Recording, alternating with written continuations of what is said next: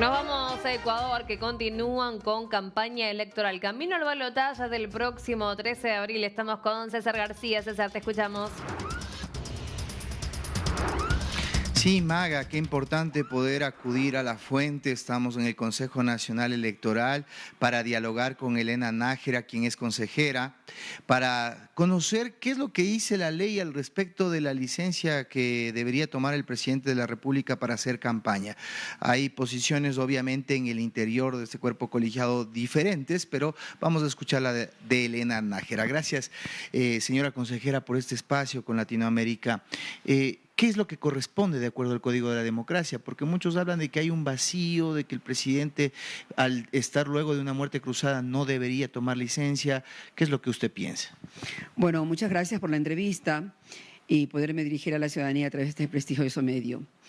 La norma es clara. El artículo 93 del Código de la Democracia señala que aquel servidor público que estando en el ejercicio de sus funciones y va a una reelección, tiene que pedir licencia para hacer la campaña electoral.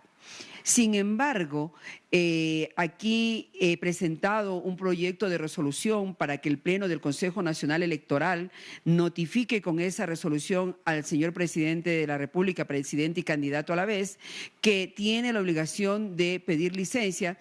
Esto lo he venido realizando ya bajo muchas circunstancias y por varios pedidos, lo que no ha sido escuchado. Pero lejos de hacer esta resolución respecto de una norma que existe en el Código de la Democracia y que fue producto de una reforma que se introdujo a este cuerpo legal, ¿para qué? Para evitar el abuso de que las autoridades, estando en el cargo, utilicen los recursos del Estado para hacer campaña proselitista respecto de su candidatura y promocionar su candidatura.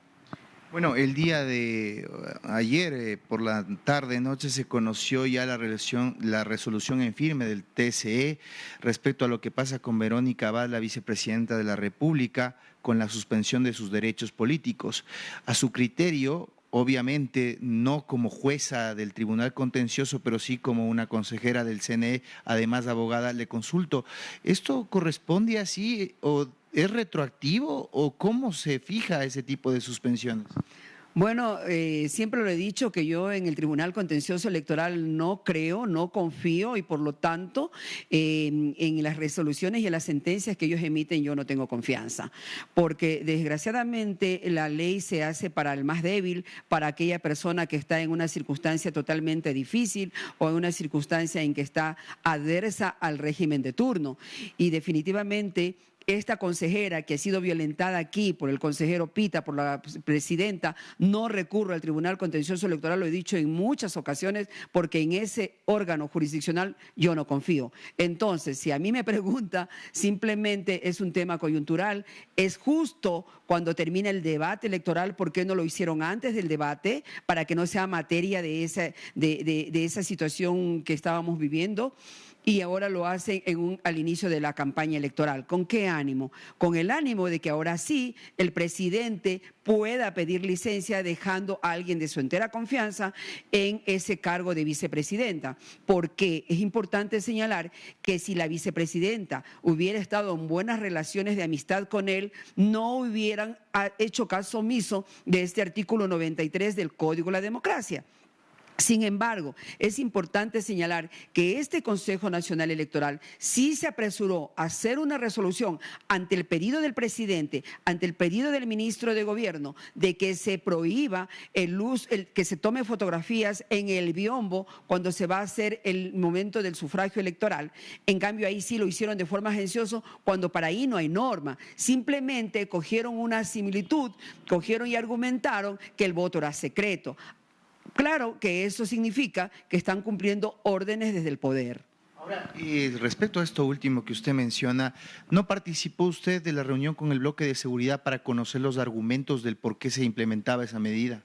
Yo no participé, simplemente asistieron el consejero Cabrera y la presidenta Diana Tamaín, porque siempre estimo que el órgano militar se debe subsumir al órgano civil. ¿Cómo es que la presidenta de una función del Estado va a reunirse con los militares cuando son ellos los que deben solicitar la reunión acá en el Consejo Nacional Electoral, en en lo que dicen que es la casa de la democracia, no la presidenta ir con el consejero Cabrera a que le digan que el informe tiene el carácter de reservado para esta consejera, porque para ellos conversaron, discutieron y nunca se me han exhibido un documento en que hayan tenido de firmar sobre confidencialidad. Cuando yo solicité para el análisis respectivo del informe jurídico, que dicho sea de paso, siempre lo hacen a la carta, porque la directora jurídica no representa al Consejo Nacional Electoral, sino a los consejeros de mayoría,